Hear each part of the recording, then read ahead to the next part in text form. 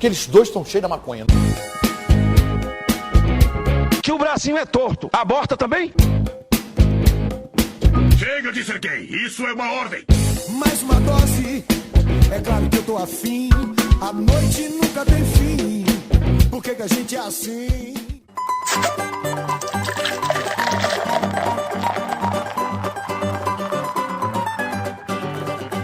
Bem-vindo ao podcast do Fala Mais Bebe, o podcast mais comunista de Santa Catarina. Também não é fácil, né? Porra, um dos estados mais fascistas do Brasil. Eu sou o Jean Correia, apresentando essa bagaça aqui, esperando o PCB me chamar para a revolução. E aqui do meu lado de extrema esquerda, ele, Cramunhão, que já tá procurando os aliados, assim como a Rússia fez com a China. Fala, Jean. O Sul é meu país, mas desde que seja vermelho, né, cara? Não dá aqui, tá foda, que é muito fascista, muita gente de pensamento retrógrado, cara. Vamos revolucionar pra mudar essa coisa. E hoje estamos aqui com um convidado muito especial, ele, professor Daniel Gontijo, psicólogo, mestre e doutor em neurociência pela UFMG, pesquisador na área de psicologia da religião, divulgador científico no YouTube e no Instagram, imagina as tretas também no Twitter, né? Fala um pouquinho sobre você, Daniel. Fala, Jean, beleza? E aí, Cramunhão, tranquilo? Valeu aí pelo espaço, trocar essa ideia com vocês aí vai ser bem massa. E é isso aí que você falou, velho. Eu tô trabalhando como psicólogo, tenho meu canal no YouTube, faço divulgação científica por lá, nas redes sociais as mais variadas aí. Só no TikTok que eu tô meio morto, assim.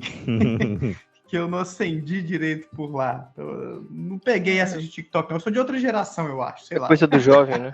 Coisa do jovem. Exato. Eu acho que eu não tô... Apesar de estar com uma espinha gigante na cara, eu acho que eu não sou tão jovem assim mais. Tô falando de ateísmo, de religião, divulgação científica de forma geral, atacando as pseudociências. É mais ou menos esse meu trampo aí. Show. É aquele negócio, né? No TikTok é complicado pra passar alguma informação em 15 segundos, né? Mas... Pois é, a gente vê o conteúdo que o Daniel faz, que é um conteúdo mais extenso, né? Mais, assim, que aprimora, vai a fundo. Tem que ter um tempo mais estendido para poder passar o que se quer falar. É complicado, cara, conseguir fazer para uma mídia que é mais direta, mais rápida, mais instantânea, né? É meio complicado. Assuntos complexos, assim, né, Cramunhão? É difícil, né? Assim, não que seja impossível. Eu até já fiz uns Reels lá no Instagram, pequenininhos mesmo, assim, de 15 ou 30 segundos, e ficaram até legais. Mas é aquilo também, né? É um outro investimento. A gente, às vezes, tem que fazer escolhas em que a gente quer focar. Porque quem trabalha com divulgação... Bicho, igual vocês estão aqui no podcast também, é praticamente um trabalho à parte, né? Produzir conteúdo, editar conteúdo, vídeo, então, que você tem que mexer em áudio, na parte visual, roteiro. Cara, é muito trampo. Então, eu não estou lá em parte porque eu tenho que fazer uma escolha, assim. E por enquanto, eu não estou tão grande, nem tão rico a ponto de conseguir pagar a galera para editar por mim, sabe? Para terceirizar as coisas. Chama o Whindersson Nunes pra trocar um soco aí num ringue de boxe e sabe, bota uns milhões no bolso e começa a pagar uma equipe aí pra facilitar o trabalho. Seria muito massa, cara. Já pensou? Agora o negócio é chamar o YouTuber pra porrada, né, cara? O Daniel Gontijo chegando pro Whindersson, aquele negócio, né? Tenta confundir a mente dele, Daniel. Nossa. Aí uma coisa que eu não dou certo, viu? Tal de luta. Nossa, mãe. Eu sempre fugi das lutas desde criança. A galera sempre quis me bater depois da aula, essas coisas assim. Eu saía correndo. Nunca fui de enfrentar a galera no soco. Só no gogó, né? A luta verbal é outra história. É um debate. Como o Daniel falou aí de luta, né, cara? Como é que a gente faz aí pra lutar aí contra esse governo aí, já que a gente sabe que o governo de extrema-direita, por via de regra, né, ele sempre usa a retórica da família, de Deus, da pátria, pra tentar manipular o povo, né? E sempre tem a igreja do seu lado. Como é que tu vê a psicologia podendo ajudar, a ciência podendo ajudar a derrubar esse tipo de conceito, esse tipo de pegada da extrema-direita do que eles fazem pro debate? Cara, eu acho que o papel da ciência é mais promissor quando a gente pensa nas falácias e no negacionismo que essa galera traz, assim, que é uma das armas. Às vezes nem de forma proposital, viu? Às vezes a galera realmente acredita numas besteiras e sai difundindo por aí. Tudo bem, às vezes falam algumas besteiras com fundo de crença, né, de que aquilo ali vai funcionar, por exemplo, né, cloroquina para curar Covid, essas coisas assim, mas com também um interesse político, tem um plano ali, né, de mostrar que eu sou o herói, que eu estou fazendo alguma coisa pela pandemia e tal. A ciência vem muito, ou pelo menos a divulgação científica, quem está na frente trabalhando com isso, para mostrar que isso é uma besteira, que não procede, que estão usando alguns artifícios ali mais com intenções políticas do que com embasamento científico. Então, você vê a Natália Pasternak, por exemplo, tanto que o Átila, eles bateram de frente com esses tipos de iniciativa governamental para tentar acalmar os ânimos da população e trazer as boas novas com argumentos baseados na ciência, que isso aqui não tem evidência científica de que funciona. Isso aqui é discurso político.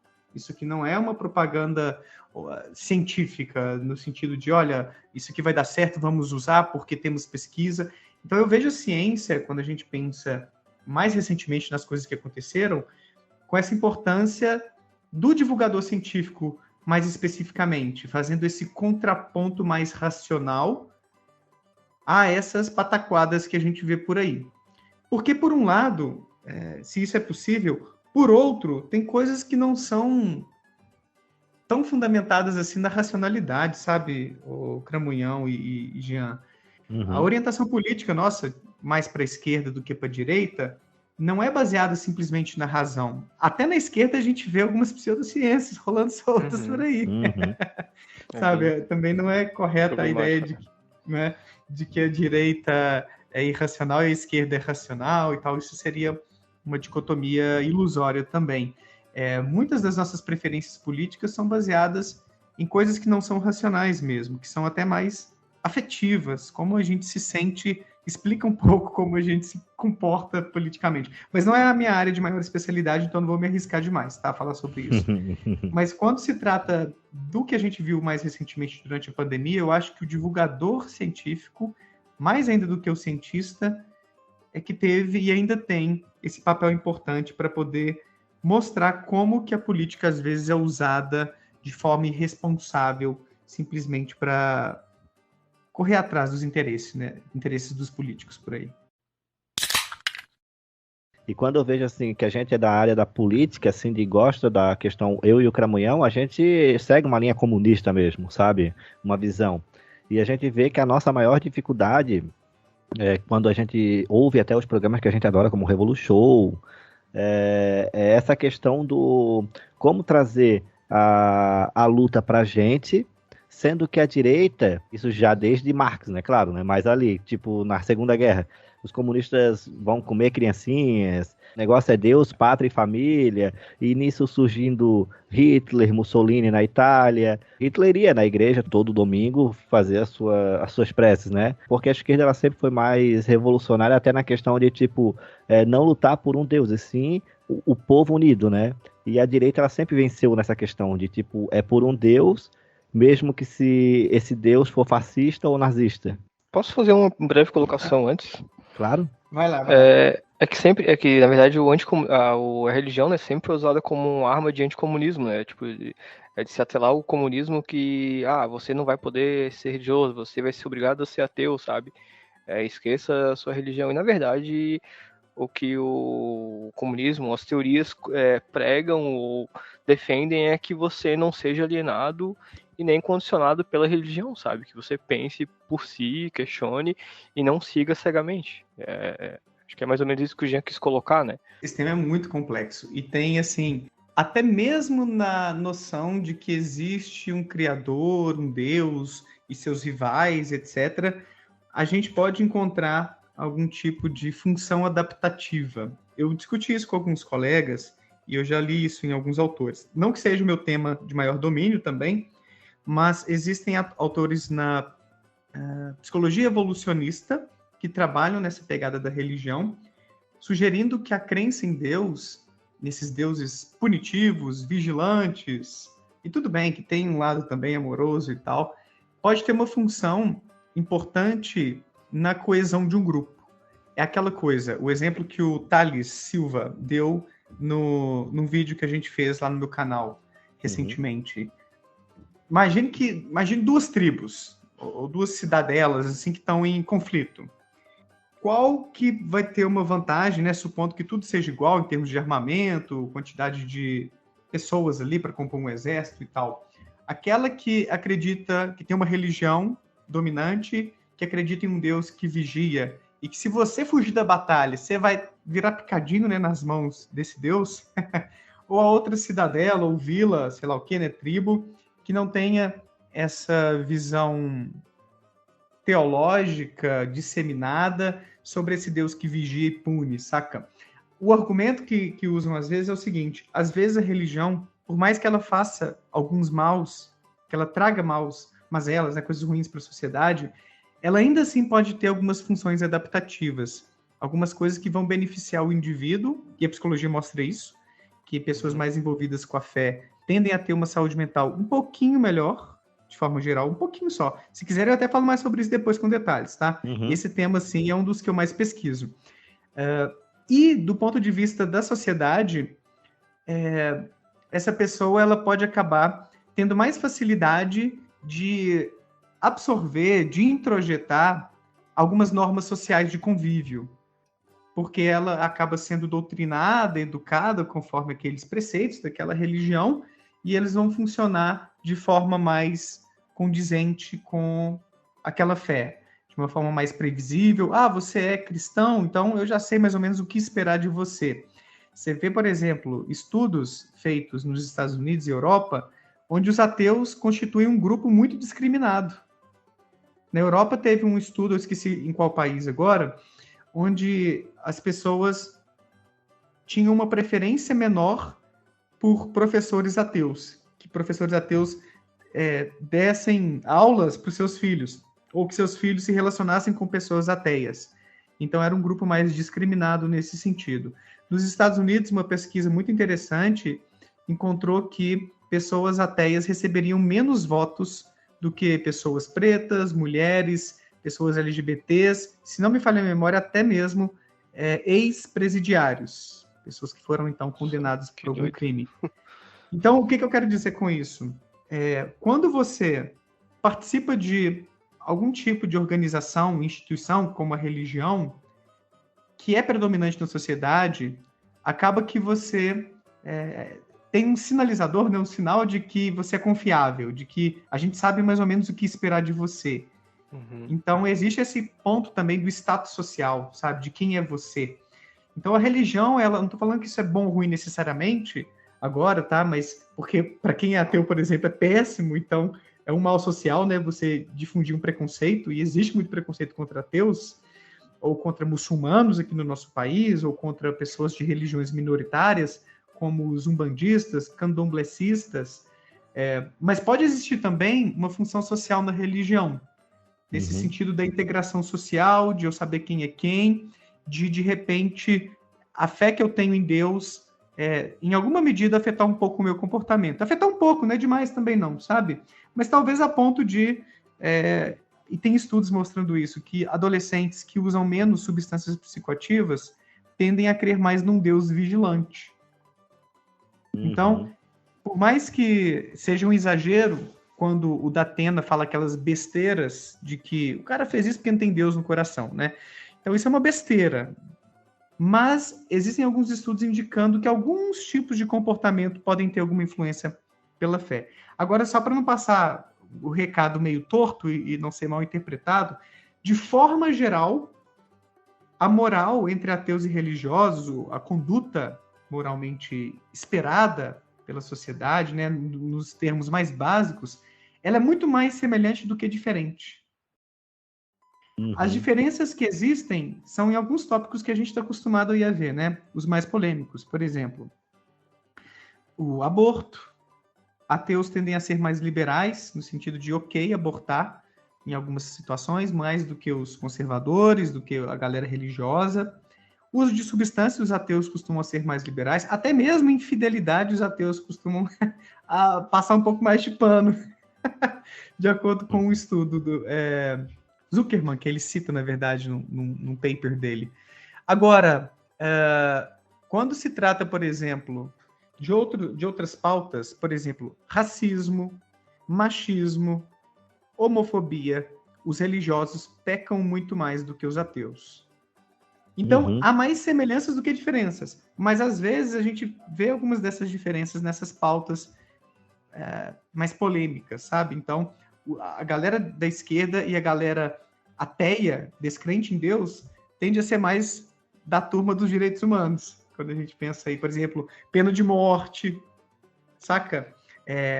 Maioridade penal.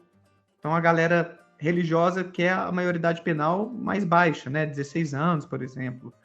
Já os ateus, não, 18, 21. Então, existem algumas questões muito interessantes que apontam algumas diferenças assim, mas a maior parte dos estudos, quando a gente pensa roubar, matar, sabe, mentir, sabe, essas coisas mais cotidianas do que é certo e errado, assim, há mais semelhanças do que diferenças entre ateus, e por isso o preconceito contra ateus é injustificado, porque é como se o ateu, na visão do religioso, fosse essa pessoa totalmente imprevisível, que pode fazer qualquer merda, porque Deus não está vigiando, então a qualquer momento eu estou em risco aqui do lado desse cara que não acredita em Deus, saca? Essa é uma visão muito torta e muito triste que a religião propaga. E aí, assim, eu acho que eu fiz uma volta, né? O Jean tinha me perguntado aí a questão da psicologia, mas é muito interessante porque aí isso me leva a outro estudo que foi feito também nos Estados Unidos, em 2017, pelo SPED, que encontrou que os ateus têm essa visão mais forte de que depende de nós construir um sentido para a nossa vida. E quando a gente vai ver o humanismo, que é um tipo de filosofia muito atrelada também ao ateísmo e tal, é isso que a gente encontra nesses autores, essa visão de que depende mesmo de nós construirmos uma sociedade melhor. Já os religiosos, eles têm um sentido mais extrínseco sobre isso, ou seja, depende de Deus, depende das batalhas espirituais, ou a galera supersticiosa, né? Depende do Mercúrio retrógrado, Nossa, aí já ou dos alienígenas. Então, assim, eu não sei, Jean, se a psicologia tem todo esse poder de fazer uma revolução, sabe? Assim, nessa forma de pensar. Agora, que alguns estudos em psicologia podem trazer alguma luz sobre alguns desses tópicos, com certeza. E aí a divulgação científica tem esse papel de levar isso para as pessoas, para elas refletirem a respeito. Mas não só também, né, na ciência, tem muita galera mais atrelada à filosofia ou alguns tipos de ativismo social que trazem reflexões massas a respeito disso, de que depende de nós fazermos uma sociedade melhor e não de uma intervenção divina para as coisas mudarem, né? Porque às vezes nessa ideia algumas pessoas podem se acomodar também. Eu imagino, né? Assim, eu admito que eu não li estudos sobre isso, mas tem uma galerinha que parece, olha, eu já ouvi isso de algumas pessoas na real e já li durante a pandemia para contextualizar. Olha, se eu vou adoecer ou não, isso cabe a Deus decidir. Um conformismo. Tudo tá meio que traçado, acredito que tá tudo meio que traçado, que não vai adiantar fazer nada. Exato. E aí é massa, eu vejo assim, eu sou um ateu, eu me considero de certa maneira um ativista também, porque eu levo muitas reflexões sobre ateísmo no meu canal. Ultimamente não está sendo foco, mas, sei lá, uma vez por mês, pelo menos, tem algum vídeo com essa pauta, assim. Que a crença religiosa, elas querem tipo uma resposta tão rápida e esquecer das vertentes das perguntas, sabe? Porque tudo tem que ser conversado, tudo tem várias vertentes, sabe? Abre várias ramificações para perguntas simples e pode ser debatida. A religião, eu tenho o sentimento, da forma que tu respondeu a pergunta, que ela quer tudo o sim e o não, o preto no branco, sabe? Então é muito mais fácil ela seguir o cara que fala é só uma gripezinha, logo vai passar, vai estar tudo bem, morreu e daí, não sou coveiro, do que, tipo, refletir sobre esse assunto. Nossa, a tua resposta foi muito boa, eu adorei. Terceiriza até a reflexão, né, já? Vamos pensar assim, eu vou à missa, eu vou ao culto, eu vou fazer minha leitura bíblica para encontrar as respostas a partir de outras pessoas. Então tem essa terceirização da reflexão, do trabalho intelectual, mas eu acho que é uma virtude, vamos pensar. Eu também não tenho a visão. Poxa, quem é ateu é uma pessoa que, vamos pensar assim, é mais inteligente, ou é super esclarecida, super racional, porque isso também é um preconceito positivo, não sei qual que é o termo aí, ou é uma prepotência que alguns ateus têm, sendo que tem até estudos mostrando que não é tão assim, sabe? Sim. Eu falei mais cedo da esquerda, né? Que existem pseudociências na esquerda também, existem. Posso até falar de algumas depois se quiserem, mas existem estudos também mostrando que a diferença intelectual entre ateus e não ateus não é grande assim, e ela é mais explicada por diferenças culturais do que individuais. Como assim? Os países mais secularizados do mundo, aqueles que têm a religião menos presente, mais fraca, que são, por exemplo, os países europeus, principalmente os do norte da Europa. Então, lá tem mais pessoas ateias, não religiosas, e tem lá pessoas também com um QI mais alto, capacidade econômica mais alta, nível de educação. Então, não é que o ateísmo está levando a prosperidade para essas nações, mas, na verdade, essas nações estão funcionando tão bem, talvez por causa, em parte, aí, vocês entendem melhor do que eu, né? Da exploração das nações subdesenvolvidas e coisas do tipo, né? O capitalismo, acho que explica em grande medida isso aí. Mas acaba que a condição de vida das pessoas dessas nações é tão melhor que acaba que a presença da religião vai se fazendo desnecessária, porque um dos motores mais fortes da religião é o sofrimento. As pessoas, e tem estudos na psicologia e sociologia apontando nessa direção, buscam mais Deus, a fé, a religião, nos momentos de adversidade, para tentar socorrê-las daquele infortúnio, daquele sofrimento que as acomete. Então, se eu vivo num país onde eu tenho uma educação de qualidade, saúde de qualidade, onde eu tenho um governo que não é corrupto, ou pelo menos que é muito menos corrupto do que o que a gente vê aqui no Brasil, por exemplo, então a minha procura por Deus, ela não vai ser tão necessária assim. Então eu não tenho tanta motivação a recorrer aos deuses para me socorrer, porque eu não estou sofrendo tanto. Então, quando a gente às vezes vê em algumas pesquisas a relação de maior inteligência nos países mais seculares, onde o ateísmo é mais presente, ou pelo menos a falta de fé, né, em Deus é mais presente, não significa que o ateísmo esteja levando, prosperidade, e que a religião é uma coisa ruim.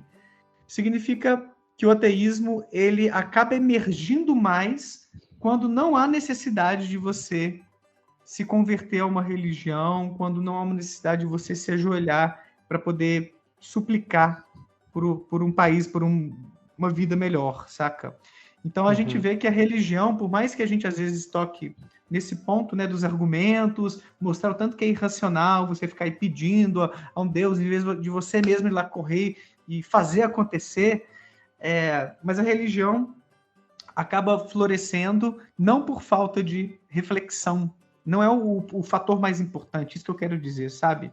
Não é por isso que as pessoas buscam a religião inicialmente. Um dos maiores motores é a vida desgracenta do jeito que ela é, que motiva as pessoas a sonhar com um lugar melhor. E aí, vocês que são comunistas, né, eu sou de esquerda, mas eu não sou comunista. Não sei se por falta de leitura, minha esposa fala que é isso.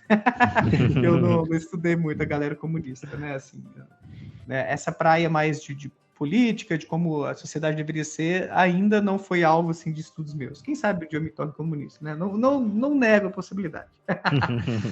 Alguns autores até colocam o comunismo como uma visão de mundo que é mais pé no chão do ponto de vista de se concretizar os sonhos que a religião promete. Ou seja, a gente conseguiria construir um lugar melhor para se viver, uma sociedade mais justa, com as melhores condições de vida, de forma mais equilibrada, com o comunismo. E a religião, às vezes, apregou coisas assim, né? Que não vai ter tanto sofrimento mais, que a gente vai ter um lugar melhor para viver, de forma justa.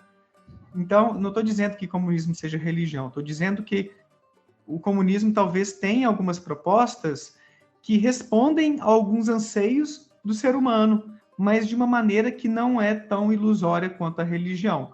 O quanto é bem fundamentado esse caminho racionalmente do comunismo, eu não posso dizer, como eu falei para vocês, porque eu não estudei. Então, eu sou agnóstico sobre o assunto. O comunismo, ele não é franciscanismo, né? Tipo, ninguém abre mão das coisas e, sabe, tipo, vou viver sem nada. Não, ele quer uma sociedade igualitária para todo mundo. E como tu colocou, em sociedades mais iguais, com menos pobreza, menos desigualdade, aquela busca desesperada por respostas quando tu tá no fundo do poço, quando tu não tem mais o que fazer, acabam te levando para a religião.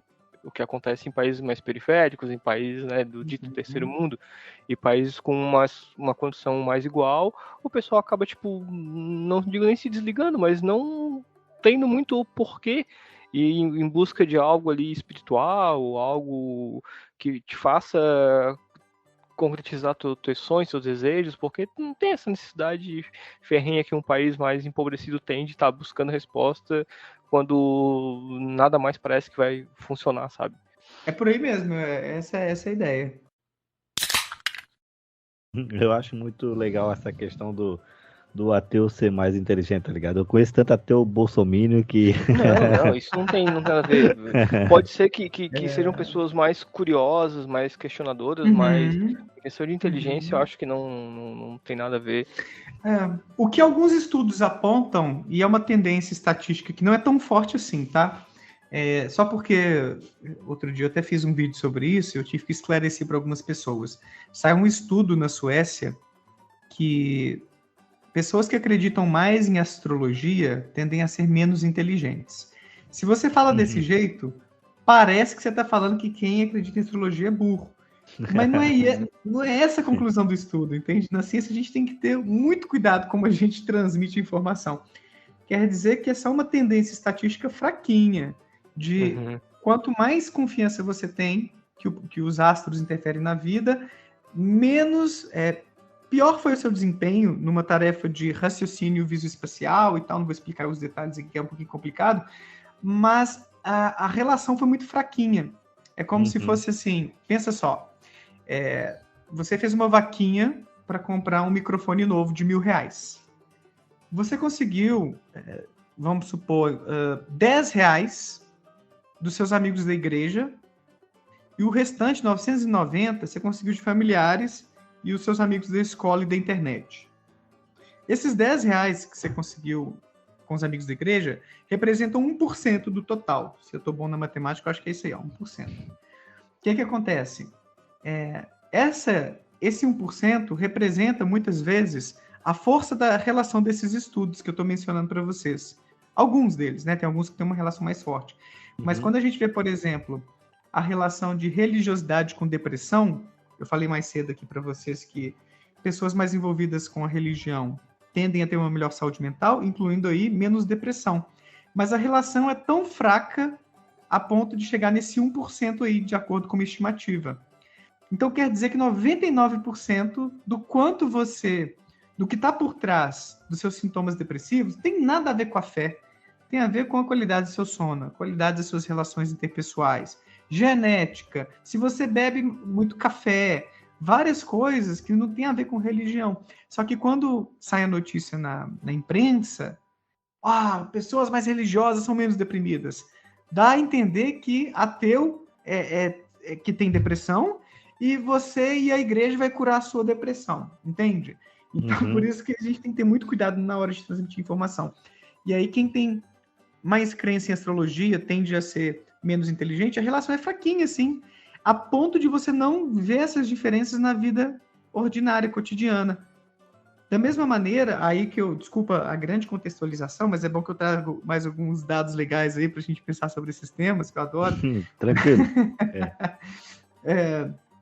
Aí quando a gente pensa, por exemplo, na diferença intelectual entre ateus e religiosos, a gente vê que não é tanto a inteligência que pega, é o que a gente chama de raciocínio analítico, que é diferente de inteligência.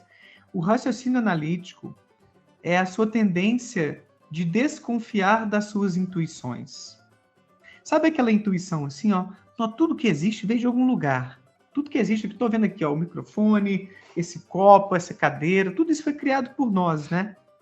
É claro, então, que o mundo foi criado por alguém inteligente. Isso é um raciocínio intuitivo, que a gente parte de algumas coisas ordinárias do nosso dia a dia e extrapola isso para as nossas questões existenciais. É super intuitivo. É por isso, esse é outro motor da fé. Eu falei sobre o sofrimento, né? Em parte, a crença em Deus e nessas coisas sobrenaturais desenvolve-se facilmente porque a gente, ao se deparar com essas questões existenciais complexas, a gente simplifica as respostas pela nossa intuição. Intuitivamente, né, eu crio tudo aqui que está ao meu redor, então eu devo ter sido criado por um ser também inteligente ou mais inteligente do que eu. Isso é um raciocínio intuitivo. O ateu, ele desconfia das intuições mais do que os religiosos. E um pouco mais do que os agnósticos. Olha que legal. Os agnósticos estão no meio do caminho aí, ó. Então o ateu, ele é um pouco mais cabreiro, assim. Será que é isso mesmo? É aquilo que eu acho que o Cramunhão falou, né? De ser um pouco mais questionador e tal. É um pouco essa pegada. Mas isso não necessariamente vai levá-lo a ser mais inteligente. Por quê? Às vezes, o cara desconfiado, ele pode ir para o outro extremo, que é se tornar um negacionista. A gente tem aí no YouTube um canal de ateísmo, eu não vou mencionar o nome aqui. Não menciona que o nosso podcast é de treta, ô Daniel, pode mencionar. Mas só para não repercutir muito em termos assim, de que eu gosto de ter paz, eu não gosto de ficar tretando assim, porque algumas coisas, entende? O título desse episódio vai ser Daniel Contígio fala aqui. Não, se quiser falar o Jean Bipa, ou se quiser botar um nome aí de zoeira pra ficar meio entendido, também pode botar. Porque a ideia também não é fazer uma denúncia, nem comprar briga e ter dor de cabeça, mas a ideia é só ilustrar, porque tem um canal razoavelmente grande, um dos maiores canais de ateísmo. Eu não sei se meu canal é de ateísmo, tá? Eu considero que sim, é um canal de ciência, cara. Eu acho que é mais voltado pra ciência. Lembra muito um canal do Pirula, do Slow, sabe? São canais de ciência. Faz um mix de ciência com pensamento crítico, isso. Mas que deixa claro. Na verdade, o que fez eles estourarem foi a questão do ateísmo. Só que a ideia deles era fazer um canal de ciência, sabe? Tipo, só que quando tu toca numa questão que é tão cara pra maioria da sociedade, que é religiosa, se prende às crenças e não sabe entender o outro lado, acaba estourando e o pessoal acaba tipo, meio que tomando as dores, e é isso que faz o impulsionamento, sabe, do criador de conteúdo ateu. Esse canal, bom, ele é normalmente considerado um canal de ateísmo desse cara, e é grande, assim, um dos maiores. E ele é um maior negacionista, assim, nesse meio. Maior que eu falo assim, é um dos mais famosos entre os ateus. Porque o cara, ele contesta vacina, sacou? A eficácia, a segurança. É nesse nível, mano. Caralho, então, eu tô curioso pra caralho, cara. Curioso pra caralho, não tem noção. Porque eu acompanho uma porrada de canal, tá ligado? Tipo, tem alguns que eu não tô acompanhando já faz um tempo, que eu não tô conseguindo, até por causa da correria do dia a dia, mas eu tô curioso pra caralho. É o agora Vinícius César. Vinícius? Já ouvi falar desse cara. Canal do Vinícius César. Já ouvi falar desse cara. Vocês procurem aí. O cara, ele é um ateu e tudo, e o canal dele tem uns 35 mil inscritos, maior do que o do Jason, do que o do Antônio Miranda, que são colegas meus, inclusive. E, pô, é um ótimo exemplo do que eu estava falando antes. Não basta você ser ateu, isso não garante porra nenhuma em termos de você ser uma pessoa que tem um pensamento baseado na ciência, na razão. O cara leva o questionamento a um ponto em que se perde a razoabilidade, saca? Ele questiona umas coisas que, porra, velho, aí o que me indica, né? Eu não posso afirmar que seja isso, beleza? Mas algumas pessoas, assim, não vou falar especificamente dele, que eu vejo alguns ateus, me parecem ter uma formação científica muito fraca, sabe? Um déficit em leitura de ciência. E aí esse questionamento acaba indo para um extremo em que você se torna um negacionista também. Sacou? É por isso que eu bato nessa tecla. É um dos pontos que eu faço muita autocrítica, sabe? Ao movimento ateísta. Cuidado, baixa a bola, ser ateu não significa ser inteligente, Baixa a bola, ser ateu não significa necessariamente que você é uma pessoa mais racional. Talvez você seja mais desconfiado com suas intuições. É o que alguns estudos mostram. Mas aí, por isso que eu falei da força da relação. A força da relação não é tão forte também, tá? Tem alguns ateus mais desconfiados do que outros. Mas a gente vê negacionismo, infelizmente, no meio ateísta. Você vê ateus sendo bolsonaristas, que é uma coisa que eu quero entender ainda também. Eu acho que esse cara em questão, ele é bolsonarista ou ele tende a um liberalismo forte demais, sabe? Porque eu já presenciei ele eu fazendo alguma live que apareceu pra mim e ele tava meio que, tipo, pelo que ele discorria ali na live dele, ele tava muito, assim, pró-liberalismo e Bolsonaro. Caralho! Já fui pesquisar, né, cara? Ele pega no pé do Antônio Miranda e do Jason Ferrer, tá ligado? E sendo assim que eu gosto muito dos caras, tá ligado? Eu editei vários vídeos, nossa, eu fiquei 1 ano editando praticamente pro Jason Ferrer, né? Claro que eu não concordava com muitas coisas que ele falava, mas é aquele negócio, né? Ele tá passando a visão ateísta de uma forma legal, mas o âmbito político dele eu achava muito fraco. E esse Vinícius César, ele quer desmascarar eles de uma forma que tipo, porra, se eu já acho que o Jason Ferrer e o Miranda, que são caras que eu gosto, eles já são meio que liberais, esse cara é bolsomínio total, tá ligado? É bolsomínio. Eu acho que vocês tocaram num ponto muito importante. Eu não li nenhum estudo sobre orientação política entre ateus, mas vocês levantaram uma hipótese que é muito razoável, porque uma das coisas que levam as pessoas a votarem em sujeitos como Bolsonaro, e eu tenho amigos que votaram por esse motivo, é realmente o neoliberalismo, essa visão de que o Estado tem que ser mínimo, deixa a economia, né, pau quebrar na economia sem interferência estatal, e esses caras que pensam assim, por mais que sejam ateus, eles podem acabar se alinhando com, aí já estou especulando, tá, eu acho que faz sentido, essa hipótese que vocês levantaram, com esses políticos conservadores, que colocam lá, né, estampam até uma campanha bem religiosa nas suas... por causa dessa pauta econômica. Eu acho que vocês tocaram no ponto que, poxa, eu acho que é por aí mesmo, viu? É aquela coisa, né? Foda-se que ele é religioso e Deus acima de tudo e não sei o quê. Maluco e psicopata, genocida. Exato. O lance é que a gente vai ter economia rolando sem muita interferência. Ele vai salvar a economia, só que não, né? Tipo, só que não. Todo mundo que sabe que um país esfacelado como o Brasil tava... tornaram o Brasil, né, até para tentar justificar o golpe, sabe que o mínimo de Estado não era o caminho adequado para um país que precisa se voltar e se restabelecer, né? Então não vamos entrar, né, nessas nuances, porque a gente está vendo aí a fraca economia da China, né, que é 0 Estado, então cara, os menores ali, né? Eu acompanho o Daniel Gontijo, eu adoro ele, tá ligado? E quando eles vêm com essa declaração, eu falo assim, ó, cara, o Daniel Gontijo tá num pezinho pro comunismo ali que ele não tem noção, tá ligado? Eu tenho que ler. Esse é meu ceticismo, né? Eu não me posiciono firmemente com uma ideologia, com qualquer ideia, a menos que eu leia o suficiente a respeito, sabe? Não, mas eu acho muito legal para quem é comunista ver uma pessoa que, tipo, não tá, tipo, como tu falou, não leu o suficiente, mas a gente vê assim, ó, cara, ele tá indo pra todo o caminho, tá ligado? Tipo, ele só não tá lendo sobre o assunto, mas ele, sem perceber, já entendeu muita coisa. Isso é muito legal, tá ligado? Pode ser. Posso pedir para que tu fale um pouco daquela questão que tu falou da esquerda e desse problema que ela também tem com a anticiência? Eu conheço alguns pontos, né, mas como é teu material de estudo, tu se envolve muito com isso, tu pode falar mais pra gente sobre isso? Sim. Não é o âmbito que eu domino mais, assim, o tema, melhor dizendo assim, que eu domino mais. Mas eu já passei o olho em alguns textos a respeito, já entrevistei o Felipe Novaes, que é um amigo meu que trabalha com essas questões de psicologia política. E um dos pontos mais importantes dos estudos a respeito disso, que ligam a orientação política com negacionismo, com pseudociências, é que, na verdade, o negacionismo, em grande medida, surge, e a crença em pseudociências, quando a nossa orientação política, a nossa visão de mundo, nesse aspecto, conflita, entra em atrito com a ciência, com alguns dados ou teorias da ciência. Então, vamos colocar aqui, eu vou pegar o exemplo da teoria da evolução.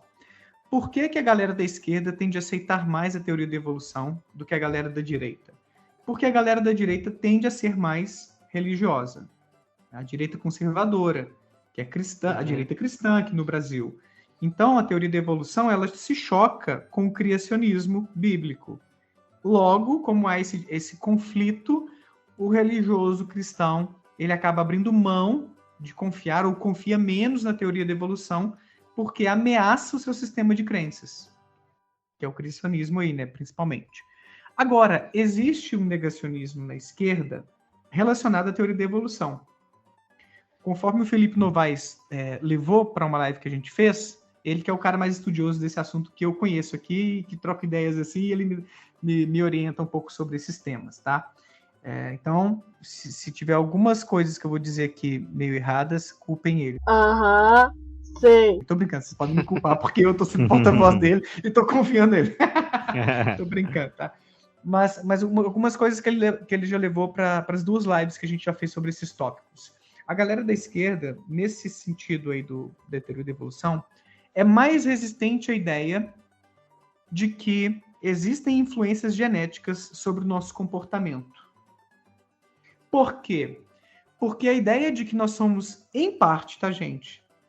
A galera da genética, a galera da psicologia evolucionista ou da genética comportamental, que estuda essa relação entre genes e comportamento, não diz que é só a genética que explica a nossa personalidade, a nossa inteligência, a nossa propensão a desenvolver doenças psicológicas, a nossa orientação sexual. Não é que seja só a genética. Mas cada vez mais estudos têm mostrado pra gente que o nosso genoma está por trás de alguma parte das nossas diferenças individuais. É como se fosse 50-50 para algumas coisas, saca? Uhum. Metade do quanto a gente é diferente é explicado pelas nossas diferenças genéticas e a outra metade pelas diferenças de oportunidades na vida, de experiências de vida, condicionamento, traumas e coisas do tipo. O que isso é? Por que isso às vezes atrapalha ou incomoda uma galera da esquerda? Não estou falando que é todo mundo da esquerda não, tá, gente? São tendências, tem alguns grupos, se não me falha a memória, mais da esquerda identitária, desses movimentos identitários, que se incomodam um pouco mais. Porque existe o valor ou a luta por uma sociedade mais igualitária, como o Cramunhão tinha falado aí mais cedo. Show de bola. Isso, às vezes, quando você ouve que a genética impacta na nossa inteligência, na nossa personalidade, pode acabar conflitando com a ideia, então, de que a gente vai conseguir construir uma sociedade igualitária e que tudo é uma causa social, uma construção social e que a sociedade que está errada e a gente tem que refazer as coisas. Porque esses estudos mostram que, em parte, coisas que estão dentro da gente, na nossa genética, que a gente não tem controle, influenciam um pouco as nossas diferenças. Até mesmo nossas diferenças políticas e religiosas, tá? Tem estudos mostrando que pouco dessa influência vem da genética. Se a gente é mais da direita ou mais de esquerda, olha que doideira. Cara, eu já li sobre isso e achei muito louco. Muito legal. É louco? Aham. Então, o ponto é esse. A galera, por exemplo, também... a galera mais ambientalista, da esquerda ambientalista, às vezes fica incomodada com a noção de medicamento, de coisas que a gente sintetiza em laboratório, né, tipo os psicofármacos e tal, porque o que faria bem é o que é natural. O que é natural é que é bom. Isso é uma falácia, né? A falácia naturalista, se não me falha a memória, o termo técnico para isso aí, né? Então tem um outro subgrupo da esquerda, mais natureba, não sei o termo melhor, tá, gente? Desculpa se eu tô usando termos ruins, meio chulos, tá? Que não é a minha área do maior domínio, tá? Acaba tendo um pouco de resistência com algumas coisas e defendendo muito coisas naturebas, que às vezes podem até fazer mal para a saúde ou não ser tão seguras e boas quanto as alternativas industrializadas. Até mesmo o lance dos transgênicos, por exemplo. Transgênicos é um tema muito controverso e pouco debatido, que a grande população desconhece, inclusive. A Natália Pasternak, e o Carlos Orsi, no seu livro Contra a Realidade, escreveram um capítulo só sobre os transgênicos, que bate nisso. Por quê? Os transgênicos são aqueles alimentos organicamente modificados no genoma, onde você manipula os genes para poder favorecer algumas características, desde não ter caroço não, qualquer palavra, semente na melancia, facilitar a nossa vida, né? Mas até mesmo criar alimentos que tenham maior resistência aos insetos, esses bichinhos que vão arregaçar, né, a plantação, e outras coisas, né? Você pode também fazer um transgênico que seja mais nutritivo. Por exemplo, existe o arroz amarelo, acho que é esse o termo, que é usado em populações que têm uma carência grande nutricional, porque eles acabam se beneficiando, acho que de vitamina A, por causa desse arroz que é manipulado. Então, é um transgênico que está salvando vidas de crianças em países muito pobres. E é a tecnologia aí de transgenia. Então, você vê alguns benefícios disso, e existe muito preconceito, e é preconceito a palavra mesmo, tá? E é negacionismo a palavra, porque as pesquisas são abundantes mostrando que não existe correlação entre alimentos transgênicos e câncer, que é o que essa galera mais alega. Ah, isso é desconhecido, vai trazer problema para nossa saúde. Não, isso aí é que está causando câncer, está causando autismo também, né? Igual as vacinas. Nossa. Tem uma galerinha da esquerda também que fala isso. Então, veja bem, orientação política, tal como ocorre com o ateísmo, que eu falei mais cedo, não garante uma postura razoável diante da ciência. Apesar de que a Pasternak, nesse livro dela com o Carlos Orsi, mencionou que a direita parece ter uma propensão um pouco maior ao negacionismo, como se fosse haver mais negacionismos e pseudociências na direita do que na esquerda, mas a esquerda não é muito melhor assim também não do que a direita, sabe? Existem subgrupos na esquerda que também podem ser meio negacionistas. Por quê? Porque isso se choca com seus valores. E tem um outro subgrupo da esquerda, e eu já vou finalizar aqui. Desculpa, às vezes eu vou lembrando das coisas e eu me empolgo, mas... Não, pode escorrer à vontade. A gente quer escutar. Que a galera jovem mística. Quem que é o jovem místico? O jovem místico é o cara que sacou que religião tem seus excessos, que é ruim, que traz algumas coisas para a sociedade. Tá, tem algumas coisinhas boas na religião também, tá? Vou ser razoável aqui conforme que as pesquisas apontam. Mas tem muita coisa ruim também. Mas essa galera acaba não se despertando para o ateísmo e acaba encontrando em esoterismo, em uma espiritualidade não religiosa alternativa, respostas que ficaram a ver navios ali depois que eles debandaram da religião, né? A religião parou de ser essa fonte de sentido na vida, de dar respostas existenciais.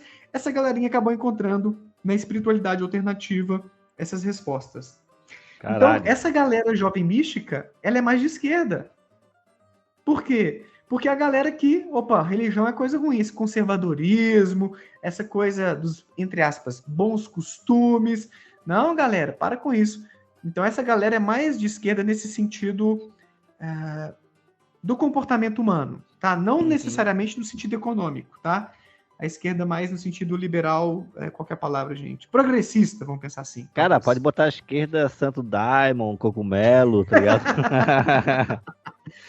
E aí essa esquerda acaba... mística mesmo, né? Esquerda mística. É uma esquerda mística, acaba acreditando mais em astrologia, Theta Healing, Reiki, essas paradas assim, sacou? Nossa. A sua energia não tá legal. Floral. Agora, olha que interessante, floral demais, Isso tudo que eu tô discutindo aqui com vocês aponta pra gente aquilo que acho que o Jean falou mais cedo. É difícil a gente simplificar também quando a gente pensa não só em ateísmo, mas em orientação política. Talvez seja mais adequado a gente falar as esquerdas, ou subgrupos à esquerda política, né? E os subgrupos da direita, porque existem muitas tribos, entre aspas, dos dois lados aqui do espectro político. Não dá para a gente ser tão simplista e generalista, né? Ao falar de direita e esquerda também. Mas, bom, tô longe de ser um especialista nesse tema, tô me lembrando, assim, de estudos que eu passei o olho, ou que eu aprendi aí ao discutir com meus amigos que são, sim, especialistas nesses temas. A esquerda, realmente, ela é muito diversa e ampla, mas ela toda ela se une pra brigar e se odiar, sabe? É uma coisa maravilhosa. Todas elas têm muito mais divergência do que coisas semelhantes. E já a direita, ela é tão ampla quanto a esquerda, mas ela consegue se unir num projeto de poder e destruição dos países, sabe? Tipo, é em prol do capitalismo, que é incrível. E a gente, fica aí comendo mosca, mas tudo bem. A esquerda sempre teve a questão do tipo, vamos debater. E no debater, abre tantas vertentes que a gente fica debatendo, às vezes brigando e fazendo textão sobre os assuntos que não é contra textão. Que é legal o cara entender, tipo, ver, tipo, sabe, as bifurcações de cada frase, praticamente, porque a esquerda ela traz muito isso, tipo, vamos debater. E a direita, ela tem muita questão de, tipo, vamos nos unir à destruição disso, porque o ruim é o comunismo, vamos, tipo, encontrar um vilão e vamos todo mundo junto contra, sem questionar. Então, tipo, a esquerda, eu admiro essa questão da gente sempre debater o assunto, que é importante, muito importante isso, mas às vezes a gente acaba cansando, né? Ficando assim, pô, a gente vai perder sempre, porque a gente vai ficar a vida toda nisso. Mas não tem o que fazer, porque a gente tem que escutar. A gente tem que entender todas as vertentes que vão surgir de uma pergunta simples. Eu discordo porque eu acho que a gente vai vencer, a gente precisa vencer, venceremos, cara. A gente não pode ser pessimista, a gente vai vencer essa porra. É questão de tempo, mas vamos vencer, cara. Ah, sim, pronto pra luta eu tô. Galera, então estamos chegando agora aqui para caminhada final com o Daniel Gontijo, que, nossa, que maravilha esse episódio com ele, o cara é genial e é difícil usar a palavra... Podia durar uns 2 meses, né, porque o Daniel discorre e fala muito bem sobre tudo. E eu acho que deve ser uma coisa de mineiro, acho que mineiro gosta de bater papo, sabe? Eu acompanho, curto muito o João Carvalho há anos, e o João Carvalho é nessa linha, sabe? É o do Revolution, o João Carvalho? Isso. A minha esposa é fã dele. Olha só, que doido. E ouve Revolution, exato, já comentou dele comigo. Agora eu entendi. Comunista. Agora eu entendi, porque ele tá num passo comunista e não percebeu ainda. Então ele só não teve o coraçãozinho tocado ainda. É muito bom. Mas deve ser uma coisa de mineiro. Mineiro, acho que tem o dom de conversar muito, sabe? É um povo receptivo, bem comunicativo. Será que todo mineiro é psicólogo, tá ligado? Mas olha lá, há controvérsias, hein? Tipo, a minha sogra, ela é cearense e vai ser boa de papo, vai gostar de conversar. E ela já acha que eu sou muito enfurnado no quarto, pouco sociável. Então, assim, mas acho que eu isso acho depende. Acho que quanto mais ao norte e nordeste, o pessoal vai ficando mais comunicativo, e quanto mais ao sul, o pessoal vai ficando mais retraído e triste, e gótico, emo, e, sabe, mais social. Até que é porque também é difícil tu encontrar muita gente aqui no sul interessante pra tu conversar, né, cara? Tem muito pau Aí é mais forte a direita, né, mano? Nossa. O Daniel, a gente tá num lugar, cara, que a cada 100 pessoas que tu conversa, 95 são de direita, tá? Extrema, bolsonarista. Nossa. É muito... Cara, é um grupo muito fechado de amigos que a gente tem aqui, porque é assustador, tá? Mas tem outra questão também. Essas pessoas, a gente vê que elas não entendem sobre política, elas são pessoas amigáveis, amorosas, respectivas, são pessoas que te ajudam, que elas só não percebem aonde que elas estão, sabe? Elas só não percebem o mal que elas fazem. Cara, é incrível. Eu não sei que tipo de pesquisa teria que fazer para fazer um nazista entender que ele é nazista, sabe? E sendo que ele não faz ideia do que é um nazismo. É loucura, cara. Aqui o Sul é muito louco. A galera nazi que aparece de vez em quando aparece mais por aí mesmo, né? Eu acho que eu já vi algumas notícias sobre isso. É muito bom. Os vereadores, deputados mais malucos aí, nossa, vergonha, são tudo aqui do Sul. Mas vamos continuar o programa aqui. E, Daniel, agora eu vou fazer uma brincadeira que eu faço com todos os convidados, tá? Que eu vou falar um nome e tu vai falar a primeira coisa que vem na cabeça.